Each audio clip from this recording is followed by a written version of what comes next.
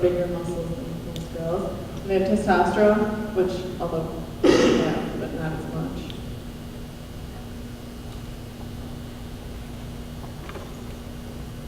Wait, don't girls have some testosterone? Don't all girls have testosterone?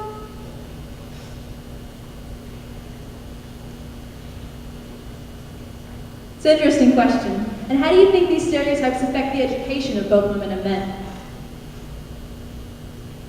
Well, I know that men receive 55% of all college sports scholarships, when women receive 45%, which can discourage women because they don't think they have a chance to get them.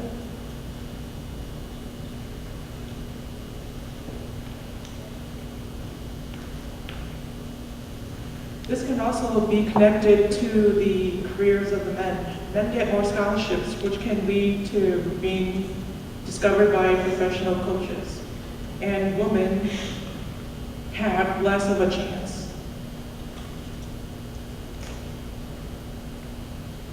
Men also have a greater salary than women. Men make 5 times as much money as compared to women. Another issue frequently overlooked is the way marketing strategies target men and women in unhealthy and unrealistic ways in the media. Take a look at a few of these ads.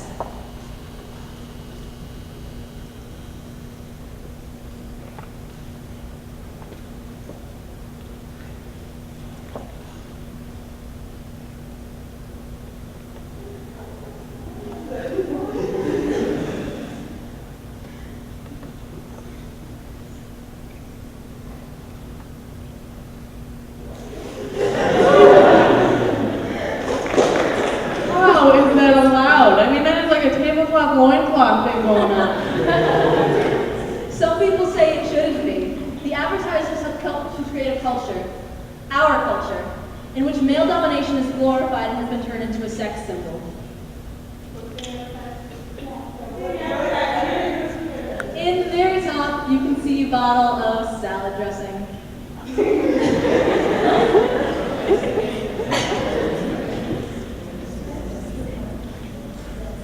In the next images, you can see more examples of human sexuality being exploited to sell products.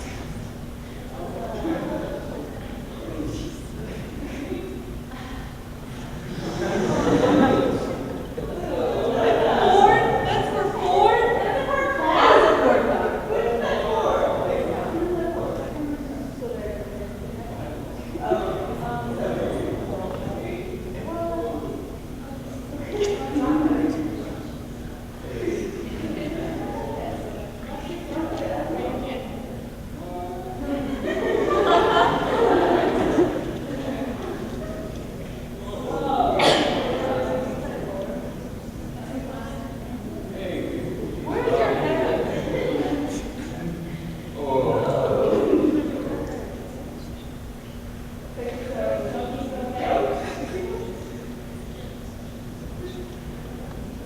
So what makes the person want to buy this product?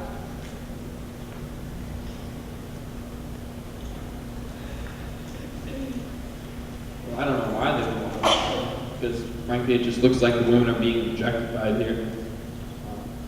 It seems like it just makes the women feel like they're not good enough or pretty enough if they don't look like the women that are in these ads. Well, if you like the product for they came out with this terrible ad, you can't really turn against it necessarily.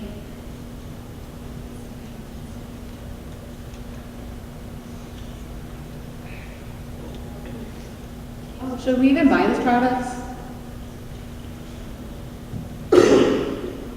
It kind of depends on the person. I don't know, should we buy the products?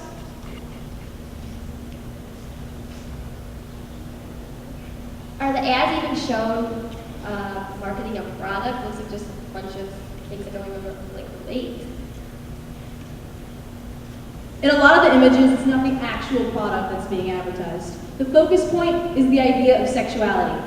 With this in mind, what do you think are some of the effects?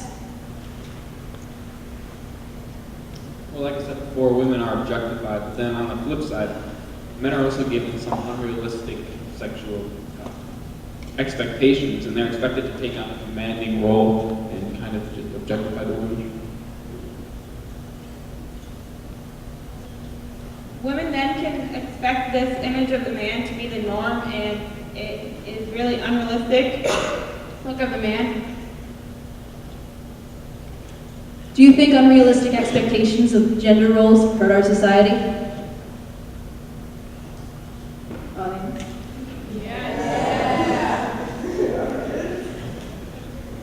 As you've already seen, it's important to come up with your own way to handle the situations that deal with gender inequity. When I asked you all how we could deal with these injustices, you seem to offer direct solutions. However, it's important to understand that it's not always about the solutions, but the intentions and interactions that surface from the discussion are also important. My goal for all of you is to focus on spreading awareness and attempting to change within the system. I'm not saying we'll always do the right thing or always avoid judgment, because it does happen.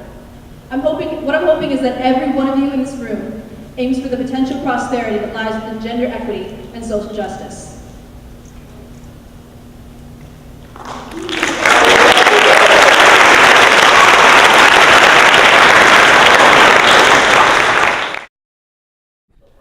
My favorite part of the week was the small group discussions, because I feel like it gave us a chance to voice ourselves while being heard, because in a bigger group it's not possible to always get your opinion out.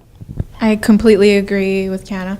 I think it's pretty fantastic how we all kind of just agreed on just about everything, and when we didn't agree, we figured it out and figured ways around this, and we just kind of respected everyone's opinion. It wasn't just a chance to agree, it was a chance to learn for all of us. I think we all learned some things that we didn't know before or understand about gender and social justice.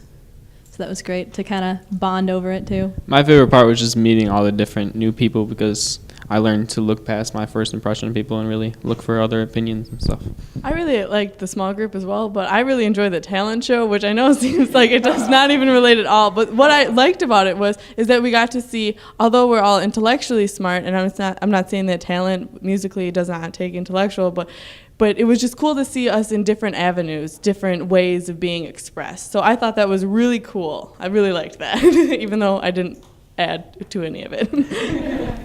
I liked meeting all the new people, and I met some really great friends, and I'm just going to be really sad to go home and not see them for a while. My favorite part was the speeches. Even though some delegates fell asleep, the speeches were really interesting. Yeah, my favorite part